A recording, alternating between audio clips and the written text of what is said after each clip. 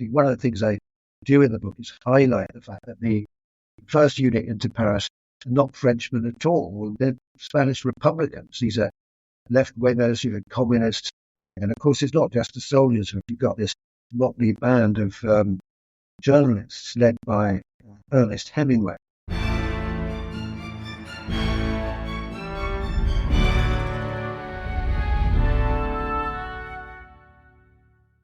Hello. 80 years ago, on the 25th of August 1944, the great city of Paris was liberated as the German garrison surrendered and Allied troops arrived along the Champs Elysée. The Nazi grip on France may have been broken, but things were not all as they seem. The Allied leadership was reluctant to divert precious resources, and the soldiers who arrived first were mostly Spanish. Patrick Bishop joins to discuss his new book, and we talk the initial surrender in 1940, the occupation, the impact on France today, as well as the liberation. Plenty more history to come, including Wednesday's bonus on historical fiction with a novelist, a historian, and a historian/novelist. If you're on Spotify or Apple, please do give a gentle rating. I'd be so pleased, and thanks to those who've done so already. And do share with friends. But in the meantime, I'll hand you over to me talking the liberation of Paris with Patrick Bishop.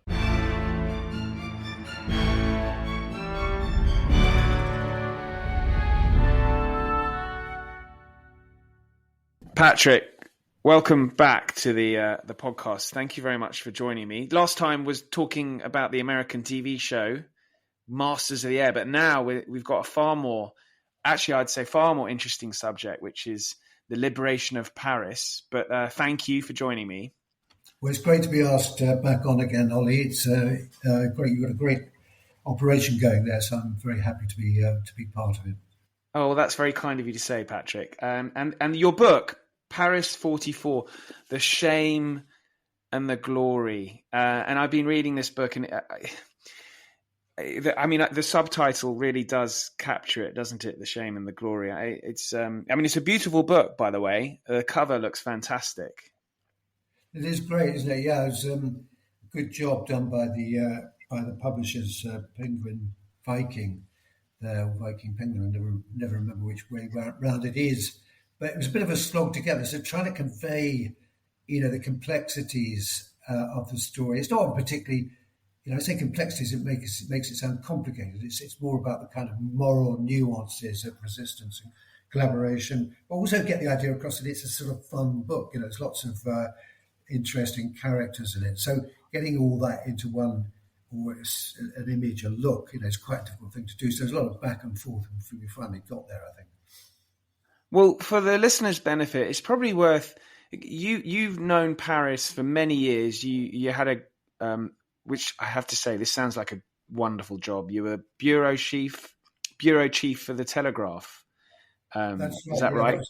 Turn of the last century. But before that, I was a Francophile from an early age. I'm not quite sure why. I think it's something I was thinking about is that, France used to be very, very cool. The French look, French culture was, in my day, something that we all admired, and it's the only thing, as I've said before, is that they weren't really good at was pop music. So French pop music was, and always will be, I think, rubbish. Not the kind of old chansonnier tradition, but the kind of their attempts to be rockers usually failed pretty dismally.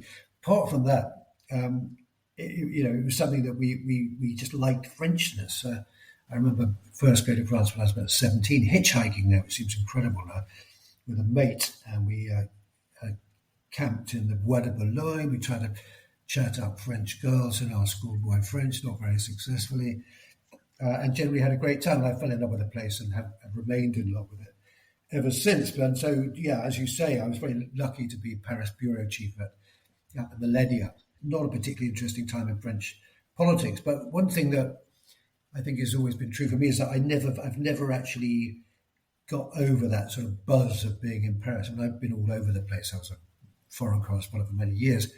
And even now, when I go there now, I sort of step off the Eurostar and I think, it's great to be back in Paris. Like, I get, I'm on a holiday. Even when I was working, I think I'm working there. I then subsequently lived there for 4 years with my family. And always somehow felt I was on holiday, and everything was always exciting. The going to get your baguette in the morning, sitting down for your first coffee in the corner cafe, it still all feels fresh and new. And I think a lot of people feel that. It is the world's favourite city. I couldn't agree more. I actually went there for my honeymoon because of the idea of Paris more than anything, I think. Still has a powerful draw, even today, surely. Yeah, I mean, it's, historically, this is one of the themes of the book, is this sort of unique place it has in the affections of the world. And that's partly due, not just because it's a beautiful city, but because it's a symbolic city. It's symbolic of freedom, of pleasure, the pleasures of life, of a kind of liberty, a sense of sort of liberty.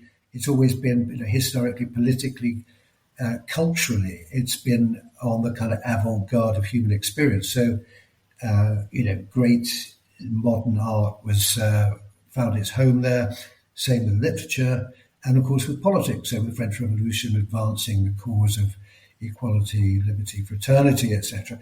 And one of the subjects of the book is the way that this is actually a pretty, even though it may symbolically be like that, in reality it's not like that at all. And it's a very divided society.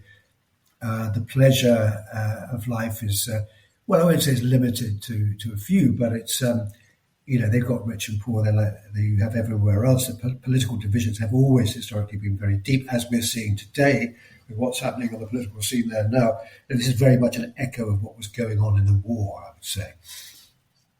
Well, the book is really based around the liberation of Paris in August 44, but I was so interested to read early on. I find the fall of France and the capture of Paris by the Germans, it's such a kind of monumental disaster.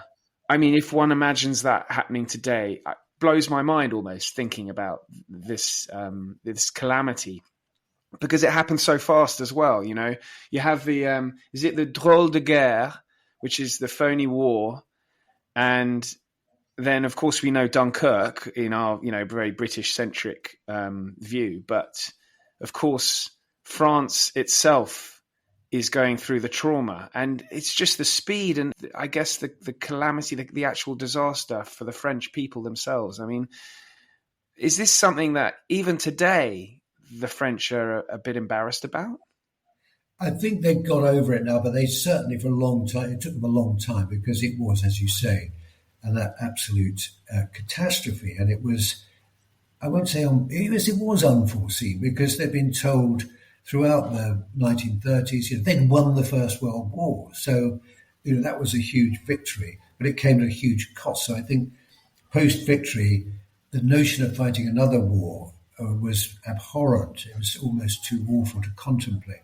So the way they went about preventing another war was to take a very defensive posture. So hence the Maginot Line, which is literally trying to put a concrete barrier between you and your old enemy. And it creates a defensive cast of mind. And so even though the French army is very strong, this is something that people forget, I think. They had more tanks than the Germans. They had more aircraft.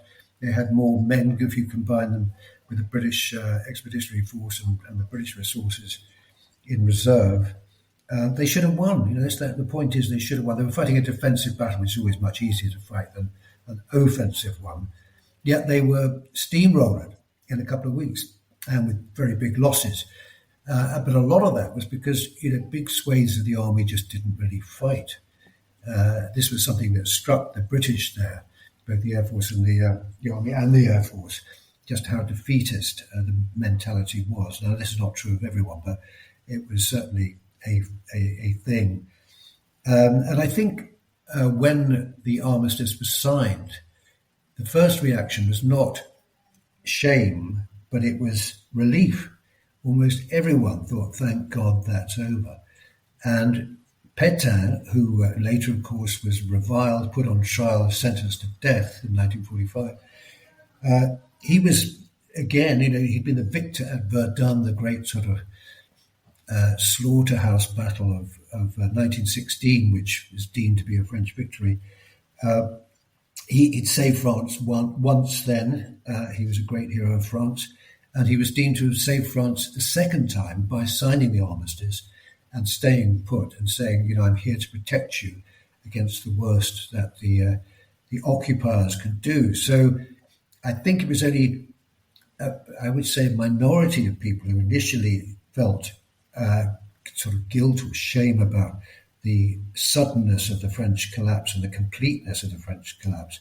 And it was only, a motley crew. I mean, they weren't all from one political group or another, but symbolised by de Gaulle, led by de Gaulle, but around him a group of people from all parts of the political spectrum who felt this was something that was shameful. There should never have been an armistice. The French government should have gone abroad and continued the fight from there, which, was completely possible to do because you've got just over the water in the Mediterranean, you've got this big chunk of French overseas territory in Algeria and Morocco, where they could have, regrouped and staged some sort of comeback. So it's an interesting aspect of the story. Both sides, those who stayed put, like Pétain, and those who left, like de Gaulle, both saw themselves as patriots. They didn't think they'd done absolutely what they thought had to be done. And that's one of the kind of interesting nuances of the story, is the way that collaborators saw themselves, the sort of moderate collaborators, if you like, saw themselves as being just as patriotic as the Gaullists. But that's really interesting because Pétain, you can kind of see that with the armistice. The armies capitulated. They kind of almost have no choice. But de Gaulle is convicted of treason in absentia and sentenced to death, isn't he? Yeah, because he's deserted his post essentially, and he's set up in opposition to what was the Vichy government was, legal in the sense that it was voted in. The powers were voted to Marshal Pétain almost exclusively. Only 80 people actually voted against or did abstain by the outgoing parliamentarians and senators of the Third Republic. So it had, de jure, I suppose, legitimacy. So what he did was a quixotic thing to do. And there are lots of, like I say, people who regarded themselves as patriots who thought that what de Gaulle had done was wrong, essentially. So, and like I say, you see all this today. People, the National Rally regard themselves. Patriotism, very interesting that patriotism is not a right-wing virtue in France. Everyone is a patriot. The left see themselves being just as patriotic as the National Rally boys and girls. And I think that's something that is in very sharp contrast with Britain in recent years anyway, where, your average sort of, Corbynista sort of basically appears to hate Britain. And indeed, as do lots of the, to my mind anyway, lots of the kind of progressive intelligentsia, if we have such a thing in Britain. Actually, you mentioned National Rally, and we're just going off on a slight tangent, I hope you don't mind. They haven't really come to terms with France's behaviour during the Second World War, have they? Well, it's we've got to, if you think about Le Pen's genealogy, her father he's still alive, actually. He's still just about alive, old Jean-Marie. He would have been a milicien. He would have been a real collaborator if he had been young enough to have been around in the Second World War. He's a Holocaust denier.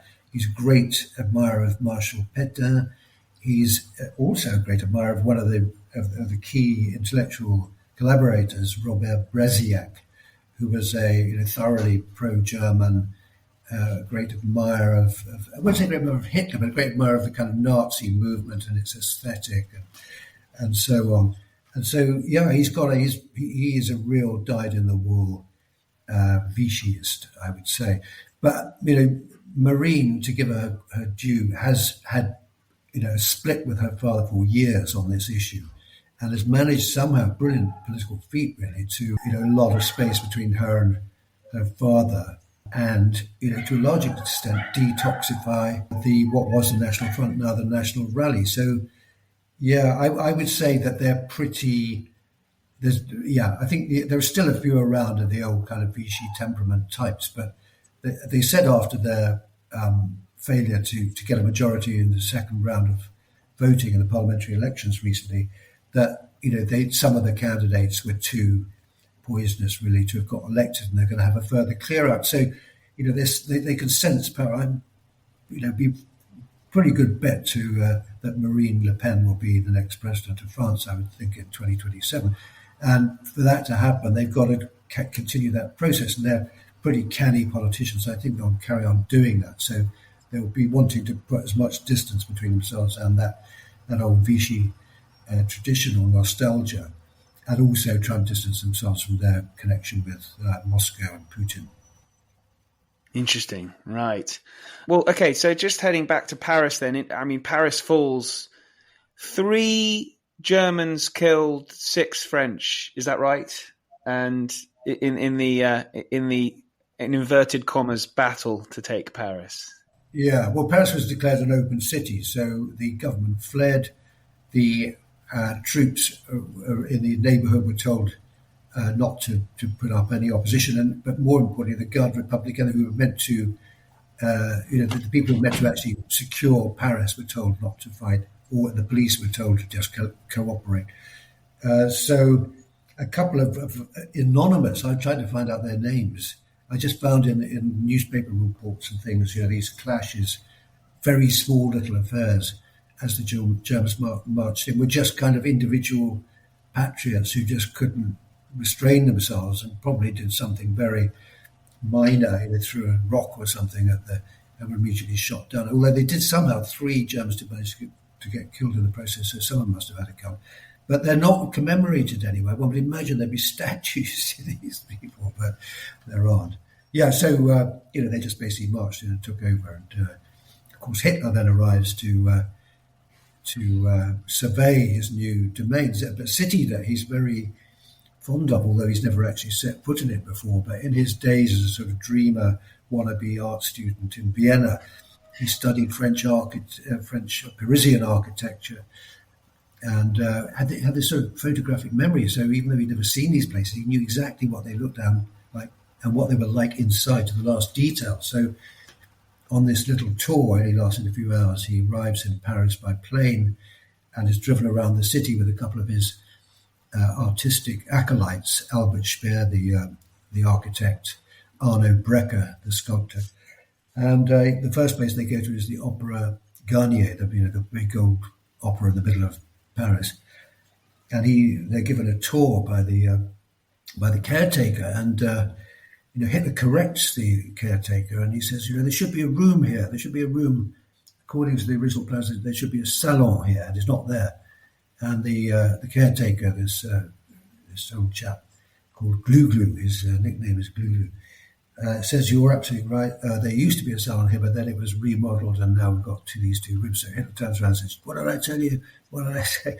So he's like a sort of irritating sort of no showing off to his artistic acolytes. So Hitler then says, to Speer at the end of the tour, I was thinking of just destroying Paris completely, but I think we can let it sort of be, because the new Berlin we're going to build is going to put Paris in the shade, so we can let Paris be Paris. Of course, a few years later, in 1944, he changes his mind and tells the new military governor of Paris, von Choltitz, that it's going to be turned into a fortress, and that if the worst comes to the worst, the whole place has got to be razed to the ground. That's a sort of big element at the end of the story. Yes. So life in Paris then, we'll kind of, I want to get to 44, of course, but life in Paris in the intervening years is, there are Nazi flags, and there's some wonderful photographs in the book, and one in particular which show, there are these swastikas lining the streets. So if one was a patriot thinking the Vichy government was, the right way forward and armistice was the right thing to do, presumably a Nazi flag everywhere you turn in the streets of Paris would disabuse you of that fact, wouldn't it?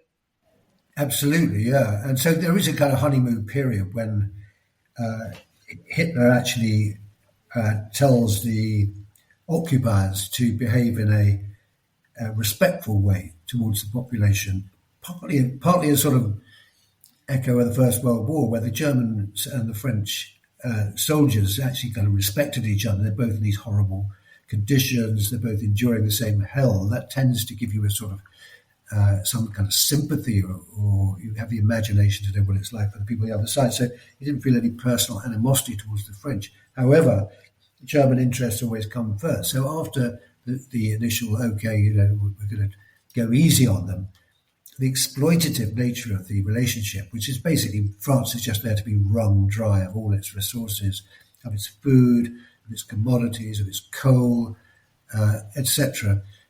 And eventually it's manpower, because they start first of all seeking voluntary labour to go to Germany to man the war industries, which of course have been depleted by everyone going off to join up or to go into uniform.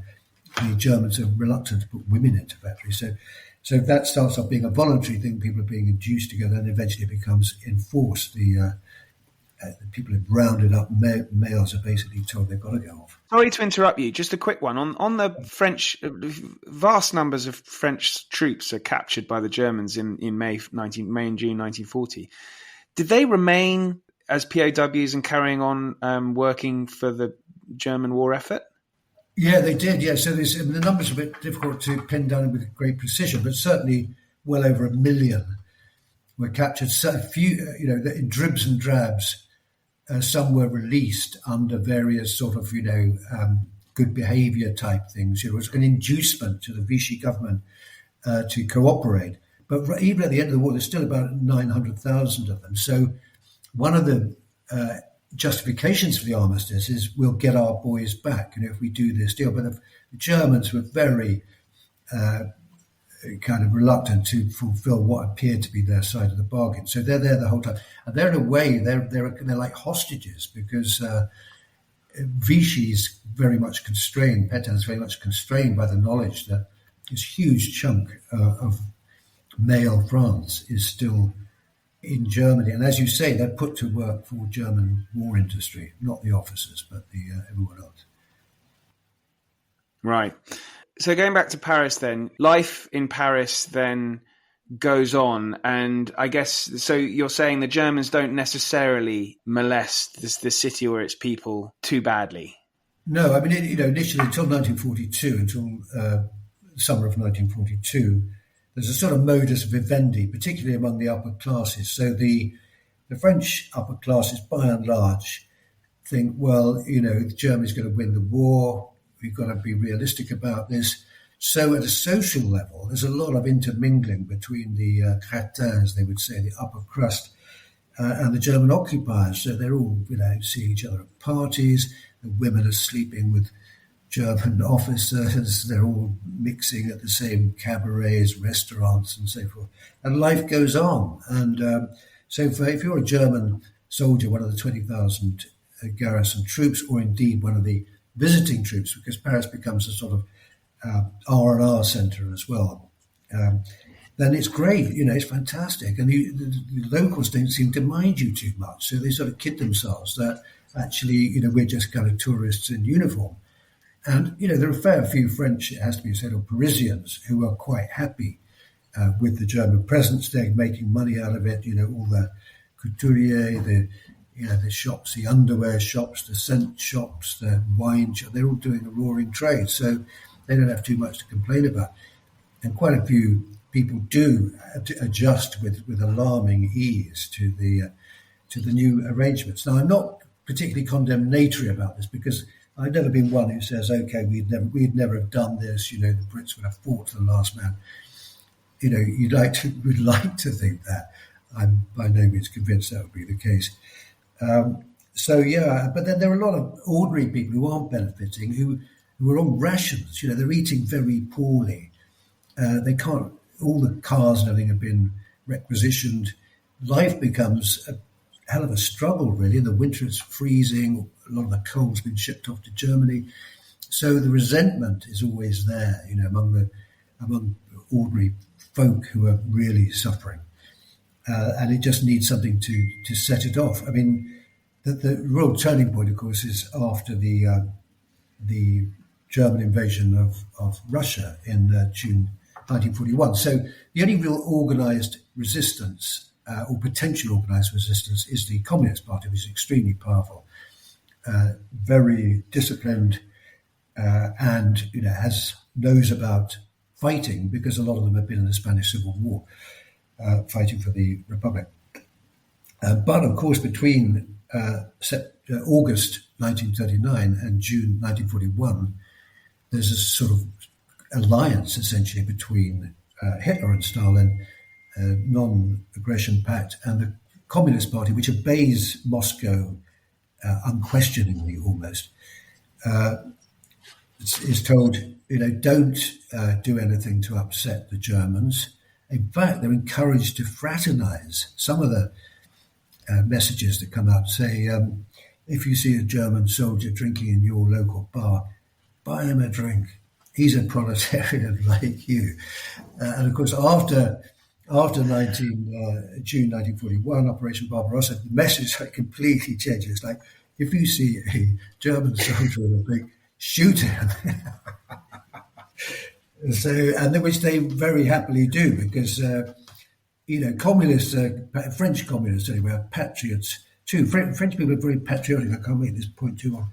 I spent a couple of nights in a lovely gîte in southern France, and there were Germans, French, Brits, a charming French couple who refused to entertain any hint of English, which was very good for my French. But I asked him if he ever liked going on holiday. Where does he like to go on holiday? He says, France.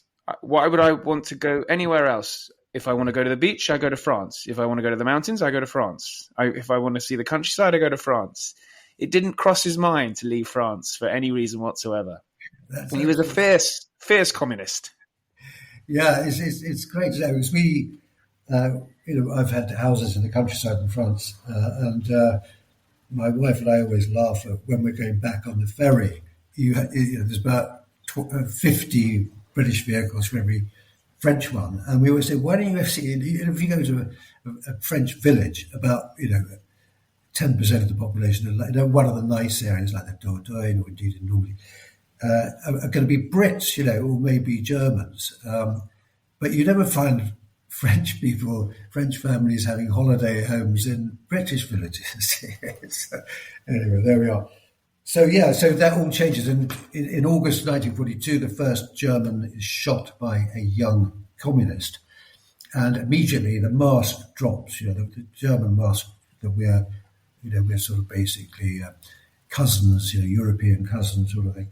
That just disappears, and there's immediate reprisals. People are just hauled out of prisons, communists being held there, or resistance being hauled out and shot in reprisal for it. So there's a rough ratio of one attempt on a German, you don't even have to kill him, will mean 20 or sometimes 50 hostages or prisoners will be shot in reprisal. Yet the campaign goes on for quite a while, and that's something that really struck me about the heroism of the early resistance, or indeed the active resistance at any stage. You know what you're getting into. You know that death is awaiting you, and yet you go ahead, you jump out with one of the very few pistols they've got, very, very poorly armed, and you pull the trigger, you see the German go down, you know that you're dead then. And you also know that 20 or 50 of your comrades in prison are going to be dead. But interestingly, the people in prison, and wonderfully, the people in prison, when they hear a German has been shot, they rejoice. And they know that they might well be taken out the following morning, tied to a post and shot dead. But I find something absolutely magnificent about that. And so when we Brits and indeed Americans, say that the French were all a bunch of collaborators, and the price you paid for resisting was very, very high, and not just you, your family. So I can understand why people were reluctant to actually take up arms, but there was a hell of a lot of kind of low-level resistance, looking after Allied prisoners. Many, many, many ordinary peasants and workers put their lives on the line to shelter Allied prisoners or Jews. And so I've got to set that against this, I think, erroneous and condescending picture of how ordinary French people outside of Paris, but also inside Paris, behaved. Well, us Brits and Americans have never had that kind of dilemma imposed on us, really. I mean, it's very easy to judge from a place that's never had to really contemplate something like that. Absolutely. Okay, so listeners will be very familiar with with D-Day and the invasion of France, and we've covered that quite extensively on the podcast. And so we know that Normandy falls after some quite serious fighting. And so it's not as though the Allies under Eisenhower are naturally going to decide, because Paris is such a wonderful city, we really should liberate it. They have some very serious military considerations and logistical considerations to take into account. And so Paris wasn't really in their sights, was it? No, Omar Bradley says, for me, it was just an ink spot on the map. And those were the orders, don't forget Paris. We're going to drive the Germans across the Seine back into Germany as quickly as possible, and Paris can wait, essentially. Of course, they know there's a problem there with food supplies. What are the Germans going to do when the Allies get close to Paris? But the idea is just bypass it. The garrison will be surrounded. It'll either surrender or it'll clear off, which has been a good sensible calculation. You don't want to have all the logistical strain of looking after the population, 2 million plus population in the area who is short of food and fuel and all that, be diverted to civilian purposes when you need it to drive on to finish the war as quickly as possible. So that's the right military decision. But of course, there are big political and emotional considerations. And so this is what happens, is that, as the Battle of Normandy draws to a close, this huge pressure is put on Eisenhower to abandon that plan and to actually divert to Paris and to save Paris from potential bloodbath, because the resistance are beginning to rise up in Paris. So that puts enormous pressure on Eisenhower and the Allies generally to go and to their rescue and also to rescue the civilian population. And that comes from de Gaulle himself, and it also comes from various emissaries who are sent out from the city through the German lines to say, look, people are about to, there's a potential for starvation, there's a potential for some huge German reprisals for the uprising, a la Warsaw, because everyone's got the memory of Warsaw. The Warsaw Rising has started at the beginning of that month, and the stories coming out of there are horrendous, with good reason. They're not exaggerations. Basically, there's a mass slaughter going on of the civilian population. Can we allow the same thing to happen in Paris? Can we allow the beautiful city of Paris, which is sort of icon, jewel in civilization, can we allow that to be destroyed by the Nazis? So the pressure becomes, basically irresistible, and Eisenhower, not with huge reluctance, says, "Okay, let's do it, but let's do it quickly." So he dispatches the one French division in his command, the 2e Division Blindée, which is led by Philippe Leclerc, General Leclerc, but with the American 4th Infantry Division in reserve, not in reserve, right behind them, should they fail. I mean, let's not. I'm not joking about I don't want to belittle the 2e Division Blindée, because they were very, very hardened soldiers who've been fighting right across Africa, and they're a magnificent bunch of men. But very interesting, one of the things I do in the book is highlight the fact that the first unit into Paris are not Frenchmen at all, or most of them aren't Frenchmen. They're led by a Frenchman. They're Spanish Republicans. These are left-wingers, communists who'd been driven out of Spain after the victory of Franco, cross the Pyrenees, arrive in France, where they're immediately interned, treated appallingly, forced to go to North Africa to work in labour battalions. And of course, when North Africa's liberated, they then join up a lot with the Free French forces. So they've got nothing to thank the French for at all. Yet they are the first in there. And they do it. Why do they do it? They say because this is, and we're anti-fascists. This is we fight fascists, and anywhere we can fight them, we will do so. Again, I've got huge respect for these communists. It's a bit unfashionable to be pro-communist these days, but you have to have black and white thinking now, Patrick.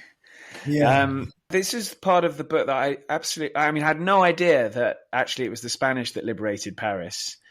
And I did like the way the way you wrote it as well, with describing the American armored division behind, almost as I'm sure I'm not quoting correctly, almost as if if there was shooting, then the American division would show up to help out. They get very annoyed with the slow progress of the French, and I can't remember who said, maybe it was Bradley or someone said that the French are dancing towards Paris. Tell them to get a move on, otherwise we'll just send the Ivy, the 4th Infantry Division, that they can take it, and sod the French. But of course, the reason they held up is because the Germans are actually fighting pretty well. I mean, they've got very depleted forces, but they're doing, as always, the Germans are doing an incredible job with very limited means.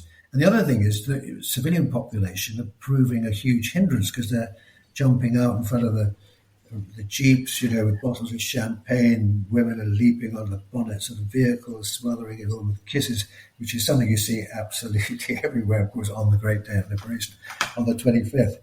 But I like that kind of element of the race for Paris thing. And of course, it's not just the soldiers who are racing to Paris. You've got this motley band of journalists led by Ernest Hemingway, who's determined to get to Paris. Paris is where he made his name, really. This is where he had his salad days. He's a young writer.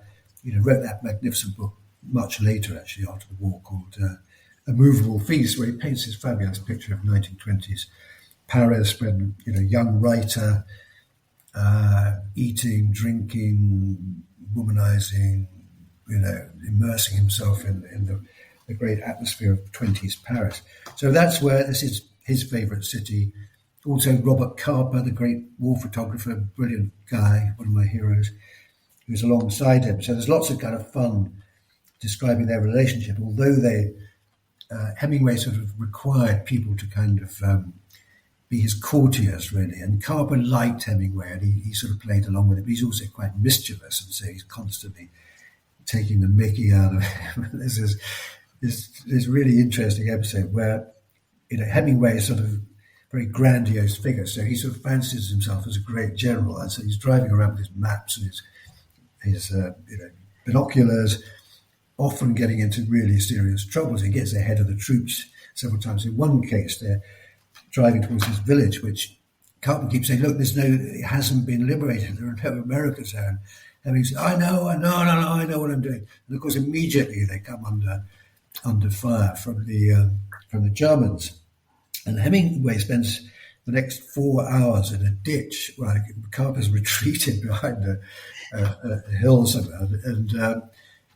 And Hemingway's literally there, being shot at constantly by these Germans. And eventually the Americans arrive, the Germans disappear.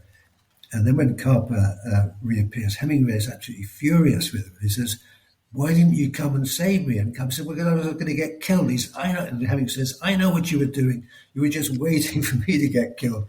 And then you could take the first picture of the great writer's dead body." And so there's a bit of a falling out. Capa writes about it brilliantly. And he wrote this fabulous memoir called Slightly Out of Focus, which is a lot of it is a bit dubious, not because Capa was in any way boastful.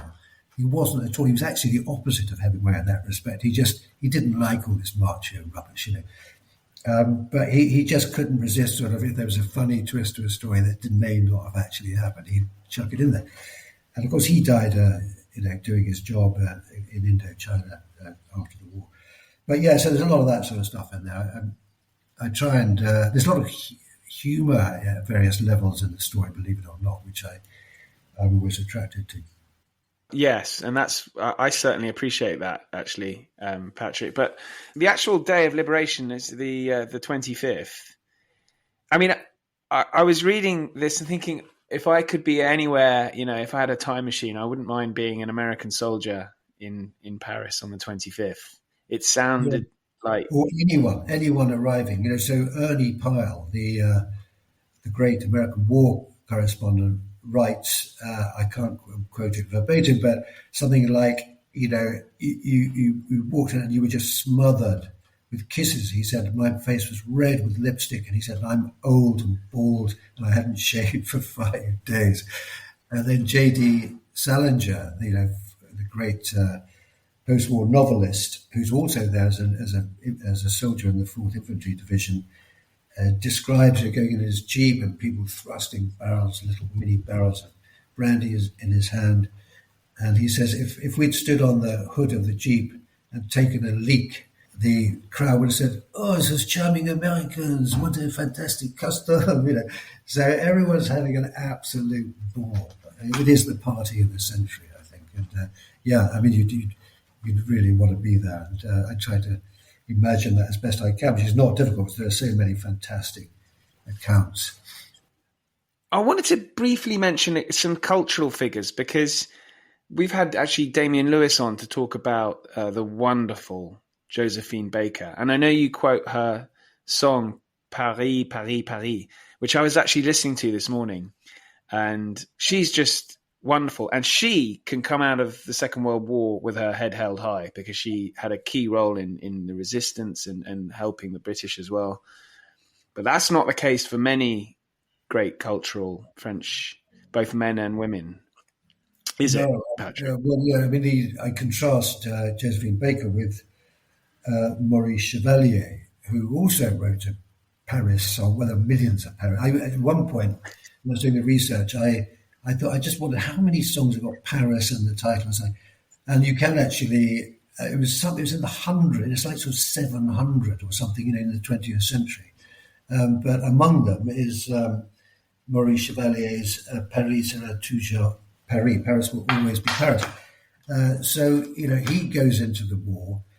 And with this song about how the spirit of Paris will never be defeated, and the song comes out in 1939, so before the Germans arrive, we will stand free forever and West. Of course, a couple of months later, they're all kind of kowtowing. People like him are kowtowing to the Germans. Now his story. Chevalier, I've got a bit of sympathy for him because he had a Jewish wife, and so. What was he going to do? Flee? I suppose he could have gone to America, but he chose to stay. And that is the fact that his wife was Jewish really put huge restraints on what he could do. So he decided to kind of play along. And, of course, he didn't look too good at the end of the war. But there were lots of other people who didn't have those considerations to make, who happily entertained the German troops. Charles Trenet, another sort of great figure of the age who wrote some great songs. He entertained German troops, so did Edith Piaf.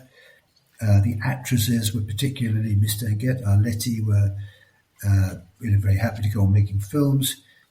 Sacha Guitry, a great sort of theatrical figure, was at every German party going. Jean Cocteau as well.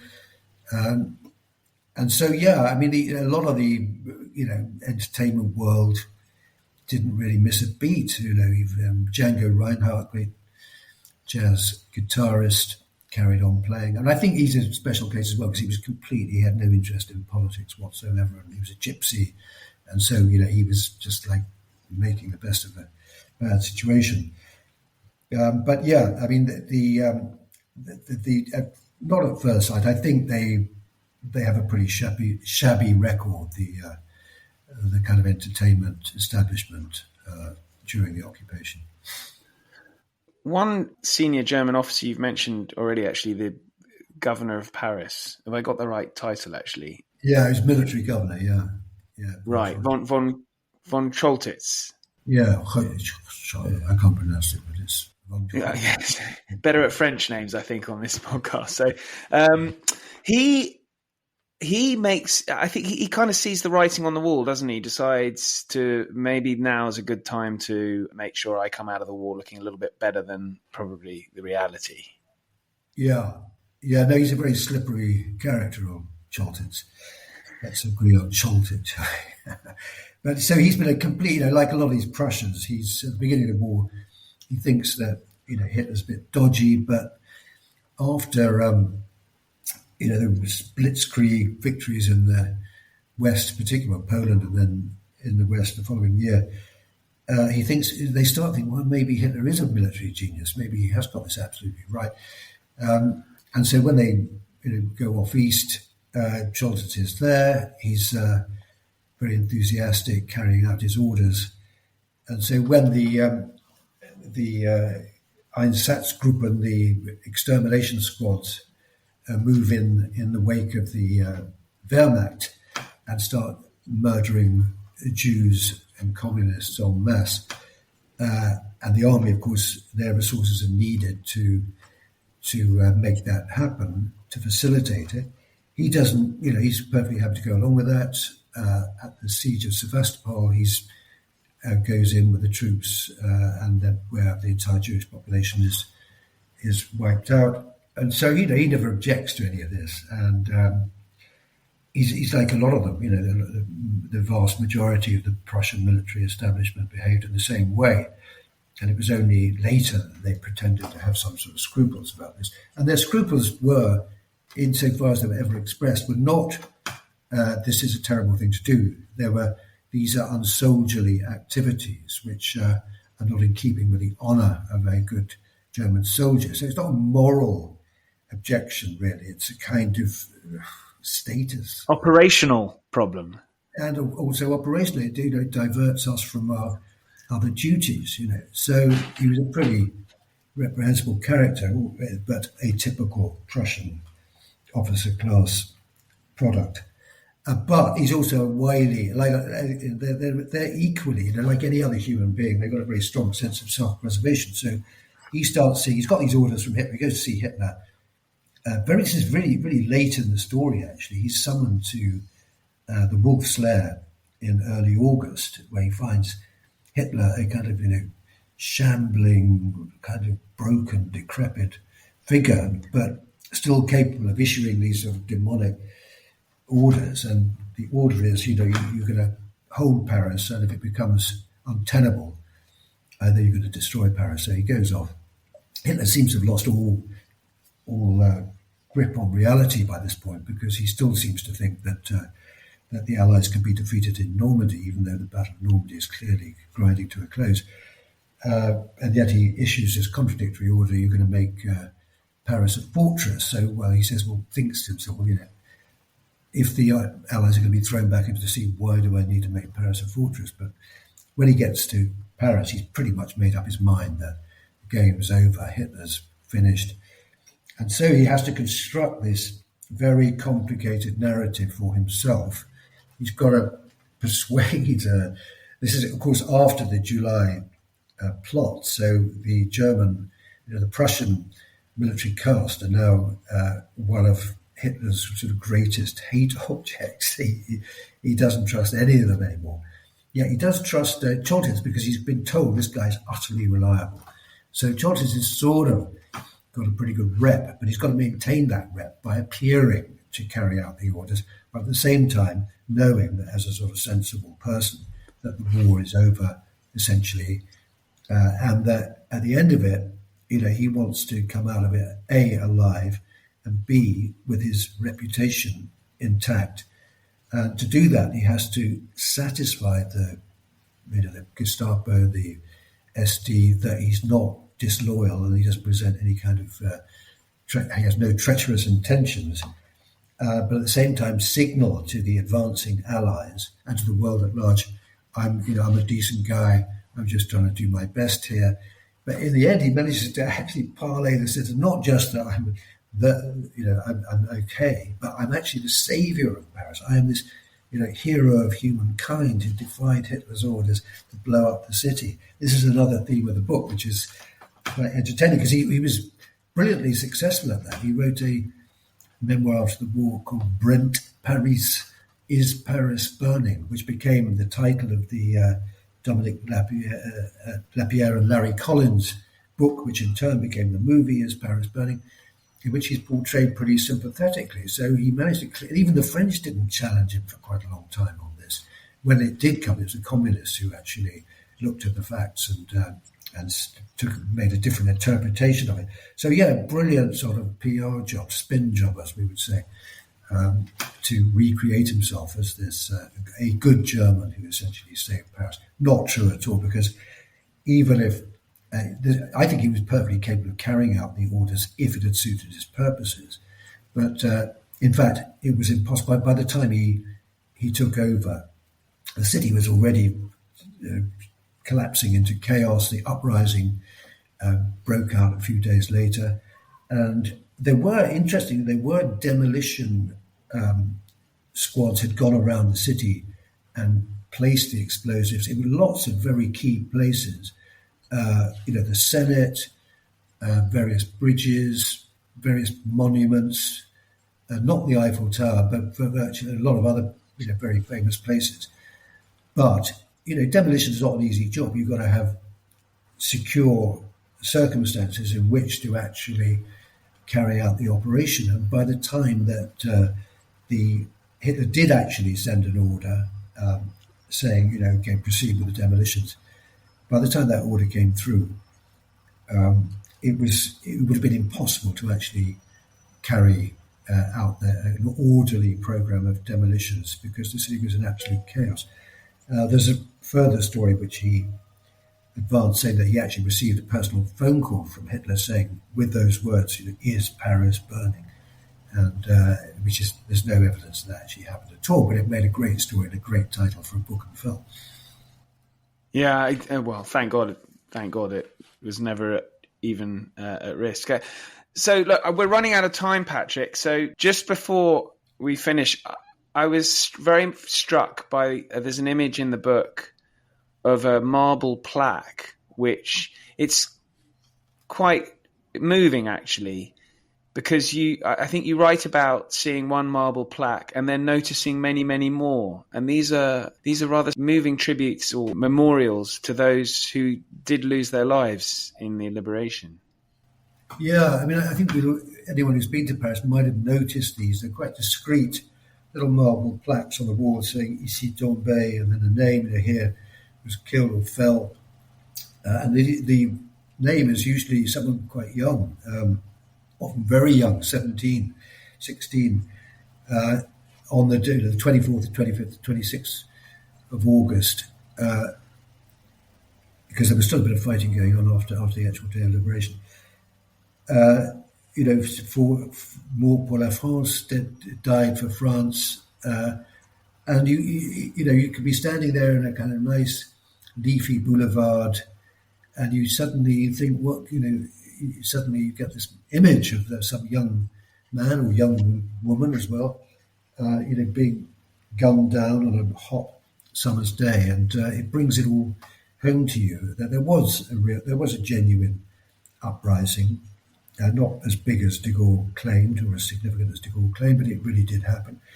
And that people were prepared to die for the city they loved. So it's all rather moving. They weren't put up by the government; they were put up by individual, by families, by groups of friends.